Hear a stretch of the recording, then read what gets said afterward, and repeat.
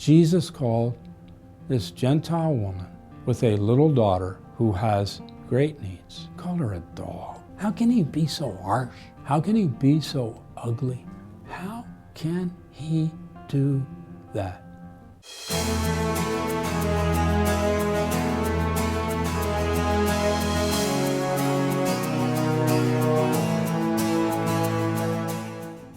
What if he didn't call her a dog? What if he used a word with a particular connotation? The connotation of a puppy.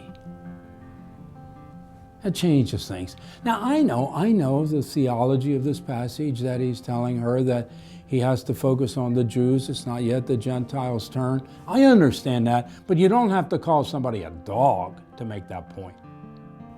I think there's more here. I think Jesus is giving the woman an opportunity to trust him. You don't take the children's food and just throw it to the puppies.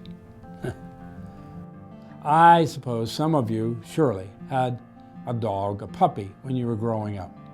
So I ask you, where is that puppy at dinner time? And I know the answer.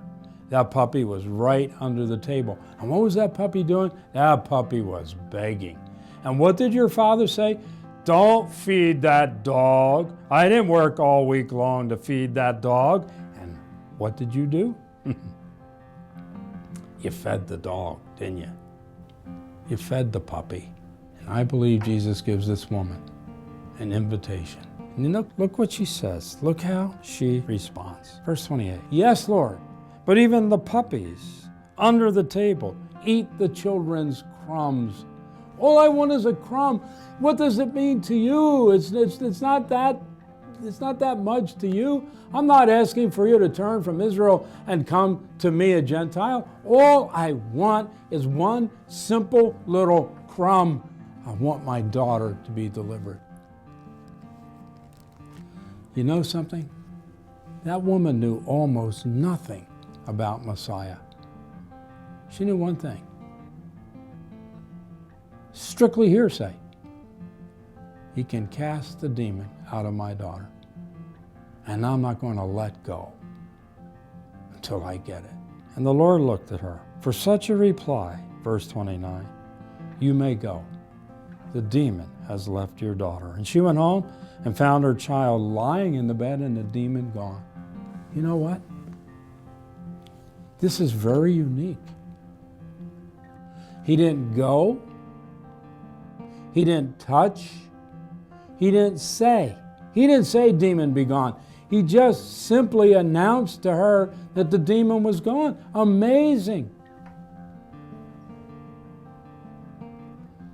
You may recall that this only occurs one other time, and that's when there was a centurion who had a servant. He came to Jesus and said, you don't have to come. You don't have to come. I give an order and it's taken care of. I don't have to go. I just know if I give the order, it's done. You have authority. You give the order. It will be done. And Jesus said, it is done. And Jesus said, never have I seen faith like this, not in all of Israel.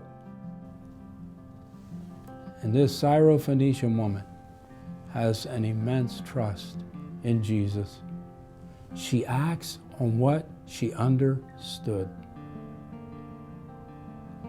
Now, consider that in relation to the disciples. They had vast knowledge.